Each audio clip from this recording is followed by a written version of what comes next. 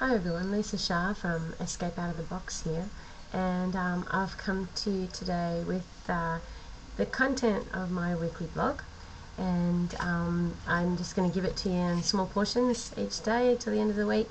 So I just want to tell you today it's about designer relationships. You can actually design the kind of relationships that you want to have in your life, and you can get rid of the ones that you don't want. And I'm not necessarily talking about getting rid of the people either, but just learning a little bit about relationships and helping people to interact with you the way that you really want to be interacted with. So, seeing as how we're coming up to Valentine's Day, I thought we would share the love and look at relationships. Now, we're all surrounded with all different types of relationships, whether they're acquaintances at the shops where we go, or friends that have a common interest, lovers, people that we live with or work with.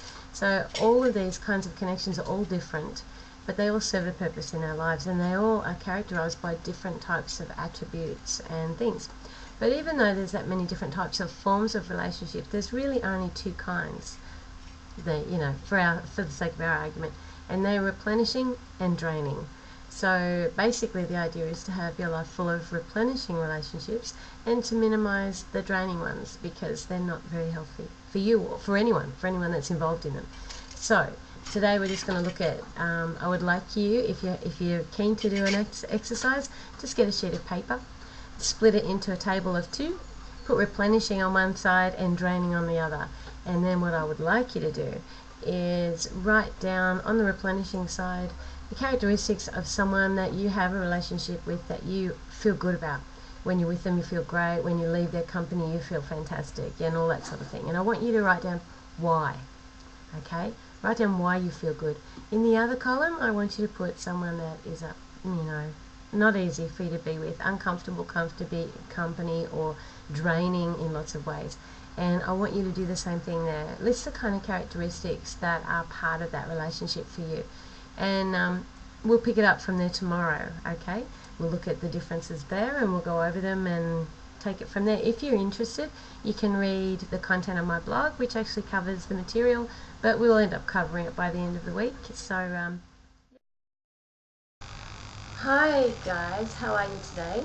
I'm going to be really quick and do the second installment for designer relationships. So remember yesterday we drew up a table of replenishing and draining characteristics of different relationships, and if you've got that ready, then I just wanted to give you a tip for each side, okay, for today. The tip for the replenishing relationships is don't take them for granted. Even though they're there, even though they're secure, the reason they work so well is because you're actually keeping fundamental principles of good relationship and communication going. So I would suggest, as just a little exercise for these kind of relationships, pick someone that is like that for you and send them a note, make a gesture, something, just to let them know how much you love them, how much you appreciate them, and how good that makes you feel to be in their company, and how glad you are that they're in your life and your world. Alright, so that's just a little tip for the replenishing ones. Don't take them for granted. Continue to feed and nurture them. With the draining ones, the tip today is, one of the reasons why you feel so good with the replenishing relationships is that there's no hidden agendas. There's no second guessing what people think. You always know where you stand. You feel secure. You feel loved. And what that basically melts down to, the bottom line, is that you don't judge each other. In other words, when somebody says something to you, you're able to take them on face value, and you're able to say something back as clearly and honestly as you can put it to get your message across. And if either of you doubts what the other one is saying, it's quick and easy to solve. You just ask for clarification. You say, I don't know what that means, or explain that, or whatever. And no one's threatened. Everybody is just comfortable, all right? So the first tip for relationships that are in your world that are draining, that you really do need to interact with these people for one reason or another, but you want to change the quality of that interaction, is don't judge. So when they say something that feels like it's got an underhanded agenda or a manipulative slant on it, just pull them up with a really clear question of, what do you mean, what are you saying, what are you asking, and actually lead them through the process of coming to terms with what it is they're really trying to do or say. Alright? Now, when you get good at this, you'll be able to do that in a sentence or two and very quickly, and people will feel quite confronted with it, especially if they're not willing to accept responsibility for themselves, or if they haven't really taken a good look at themselves. So be prepared for a little bit of a reaction, okay? So anyway, that's my tip for today. Hi everybody, it's Lisa Shah from Escape Out of the Box, coming to you with the third installment of Designer Relationships and how you can create the relationships that you want in the life that you design. So we've been looking at replenishing and draining relationships as the two major kinds, and what I wanted to look at today was the notion of boundaries. Yesterday we looked at appreciation and judgment. Today I want to look at boundaries, and if you consider your healthiest relationships, the ones you feel safest and secure in, you'll find that there are usually quite well-respected boundaries in them. You know, there's the people involved in those relationships have the freedom to say no. You know it's not personal. You know it just doesn't suit. You know it's for their own reasons. It's got nothing to do with you, per se. All right. So usually there's fairly clear boundaries, and there's usually not an over expectation on what the other person is expected. You know, there isn't an over expectation of what the other person should do for you. Everything is appreciated with respect. All right. Now, if you look at the draining relationships you'll find that perhaps there's some boundaries there that can be re-established. So, you know, like one, if you really do need to spend time with someone, or you really do want to spend some time with people, then make it an allocated time, and you know, you can even structure things on either side so that it really has to be the allocated time, and it can be somewhere outside of your own space so that you have the freedom to come and go. You're always controlling your environment this way, and it makes it easier for you to make the choices that you want.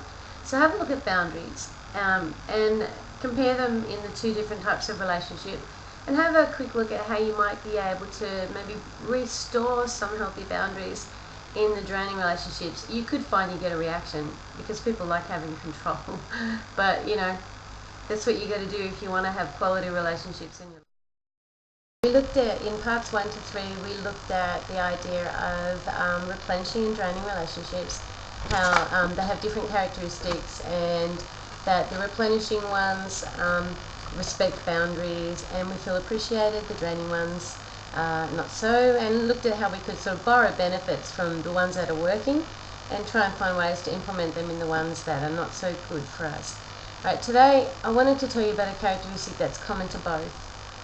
When we first started, I said the one thing that all relationships have in common is that we can let them affect how we feel and think about ourselves, which then affects how we feel. The other thing is that everything is a reflection of what's going on the inside of you. Both kinds of relationships, all relationships, are a mirror of something inside yourself.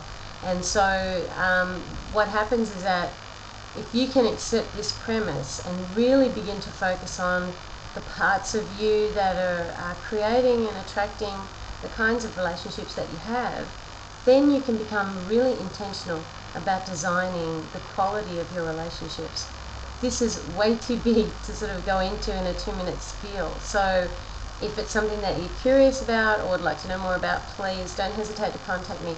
But trust me, I guarantee you, if you will consider this for a week, even just for a week, you know, like you're going contrary to a whitewater rapid river of thinking, of understanding, and you're chucking a pebble in and going, that won't work. But trust me, if you think you're a law of attraction person especially, then I suggest for one whole week, no matter what comes at you, say, this is a mirror of something in me.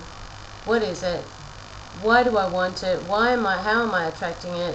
What's the invitation I'm giving to it? And start becoming just a little bit more aware of the part that you play in the relationships in your life. Next week I'll see you with a new blog and a new set of daily doses from it, okay? So thanks a lot and see you next time.